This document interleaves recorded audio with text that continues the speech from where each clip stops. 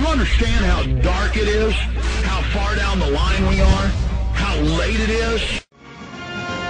All right, more of your calls and a ton of news coming up. But David Martosco is our guest spokesman for ConsumerFreedom.com. And I happened to, more than a decade ago, get to know somebody who had briefly worked for PETA, but actually at their corporate office in Norfolk, Virginia. And she said it was the craziest thing. They would pressure the employees to go. And I thought this person was kind of crazy at first. I mean, years later, I found out she was telling me the truth. I found it hard to believe. But I knew them and knew they weren't liars. And they said that PETA would pressure them to go get animals from the local shelter, claiming they were adopting them, to then take them back, and that they would, that she learned they were getting off on lethal injecting them. And she said, I'm here to help animals. I'm not here to be part of this, and left. Most people don't get a view in the inside trappings. It was also stuff like, close the doors. We've got hamburgers, double beef burgers, and folks, well, I'm on record saying that over a decade ago, and now it's become mainstream news the last few years. Their crazy behavior. So, David, you've been heading up one of the groups that's been exposing these freaks. Tell us about it. Well, you set it up really very well, Alex. PETA, the people who tell us that we're not allowed to use or kill animals for any purpose, including medical research to cure cancer, turns out their views are so extreme that even they can't toe the line. We got some, through Freedom of Information Act requests in Virginia, we got hold of some state records that were filed by PETA's lawyers that show just what happens to all the animals that they take in supposedly for adoptive purposes. And it's pretty stunning. They wind up killing pretty much around 90% of all the animals they take in for adoption. Last year, 2008, PETA killed 2,124 pets. They found adoptive homes for exactly 7. This is the dirty little secret of the animal rights world, is that PETA kills animals. And we actually have all these records up for the public to look at a website called, perfectly enough, PETAkillsAnimals.com. And you can actually see the reports filed by the state of Virginia. PETA is based in Norfolk, so under Virginia law, they're considered a humane society. Well, and they have to report this to the state every year. Well, it's just like they're always catching cops that are involved in child pornography investigations trying to fly across the country to meet with a 5-year-old. Statistically, it's the truancy officer on average, that's the highest rate of that. It's the same thing with PETA at the higher echelons. In fact, I'll just go ahead and say it. My wife was offered a lucrative book deal of $50,000 on the advance and turned it down because that's how I found out about it. She was my girlfriend. She was tracked down by a major publisher. It was actually, I'm not going to say the name of the publisher. I think in the letter it was a confidentiality thing. But the point is, and she said, no, I'm scared of him. I'm not going to do it. And I said, yeah, that's probably a good idea. And of course, I'd been dating her a few years, and I didn't hardly believe it when she was telling me because she just lived in Virginia. One of her friends that she worked out with said, hey, do you want to come over here and, get a job? And it was like a cult. She was only there a few months. It was mainly people outside of it never knew what happened. She happened to get right in to the inner circle, and she said it was completely insane. And, and she left, pretty fast. And then she was telling me that they would pressure him to get animals and then kill them. She would never do that.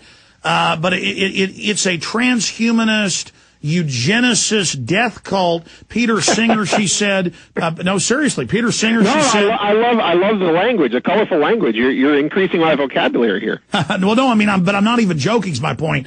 Peter Singer is their patron saint, and he's the guy that says children are like mackerel. And I'm sure you've heard Obama administration officials have said you should even be able to kill babies after they're born. So this is a anti-life thing, period. Correct.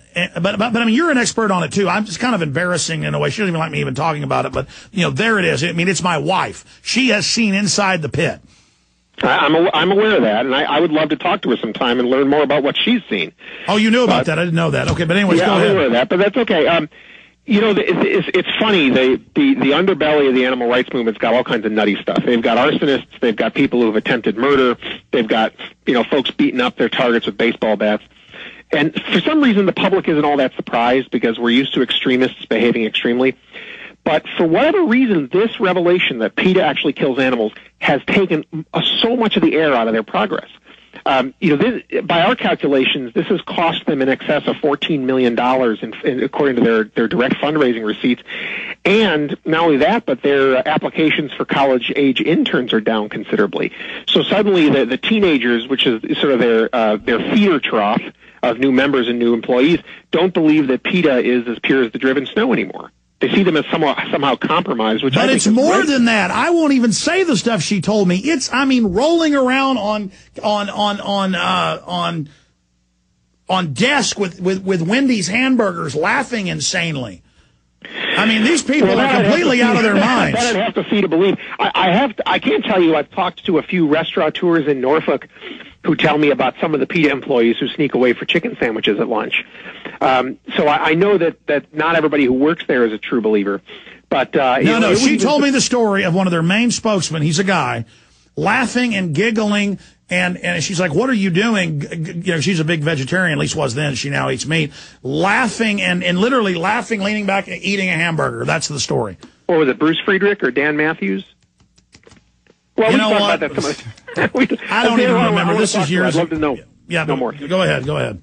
But regardless, I want to make sure everybody understands that while PETA is sort of the nutcase fringe of the animal rights world, they're by no means the biggest threat to everybody's freedoms. PETA is kind of a national joke. Everybody understands that they're just there for comic relief value. You might be surprised to learn that the Humane Society of the United States is actually the group that is a lot more likely to threaten our way of life.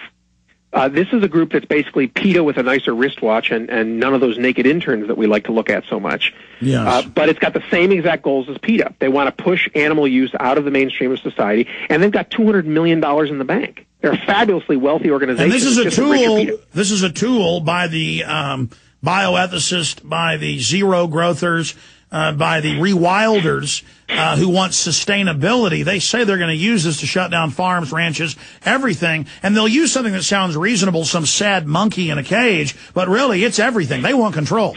You're right. At the end of the day, they want control over our diets because if you control food, it's fuel for humanity, and then you control basically the numbers of how many humans can live or die. Well, sir, this is the same thing with the environmental movement trying to keep genetically modified crops out of Africa. They would love very much to see a population in Africa plummet by any means necessary. Well, David, you've done a lot of research on PETA, so instead of me talking at you, I just didn't know you were aware of some of the stuff I've talked about.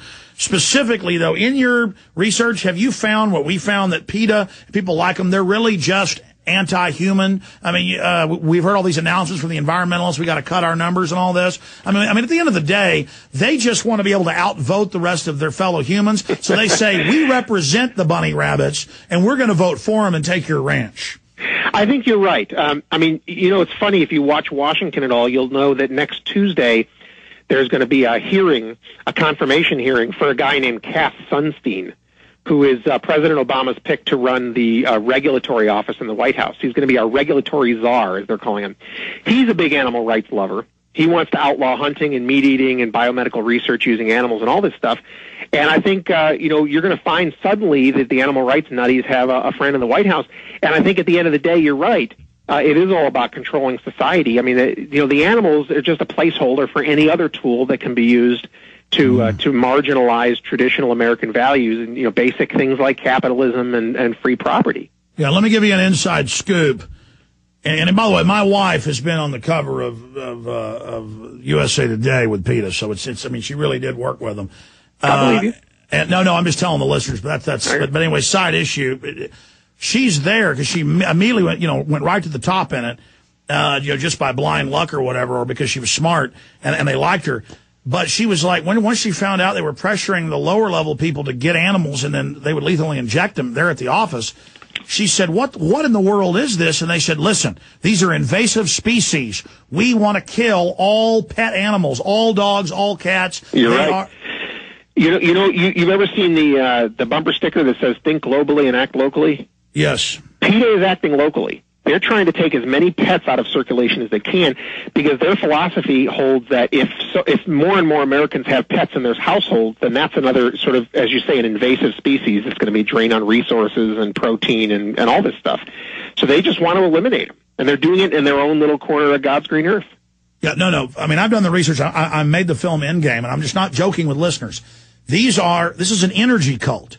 And if they can tax carbon, if they can tax all the meat first, which they're now passing, get that control in, the top echelons of this are totally cold-blooded. They don't believe any of it. It's T-bone steaks, finest wines, and it's all about control. It's all about dominating and feudalism and serfdom. Go ahead. Well, I think that's one way of putting another thing that I've said quite a lot, which is that today's activists, especially those coming from the left, want to control society through its food, its labor, and its energy. And those are the three, you control those three things. There's nothing in society that can be done on its own without food, labor, or energy. So this is why you've got an environmental movement. This is why you've got organized labor. And this is why you've got, everybody from the mercury and fish scaremongers to the genetically modified food people who say it's going to give us a third glowing eyeball. They're out to control our food, our labor, and our energy resources, and that's how they're going to remake society. PETA is just one part of a much bigger picture that includes the Greenpeacers, the AFL-CIO, and you name it.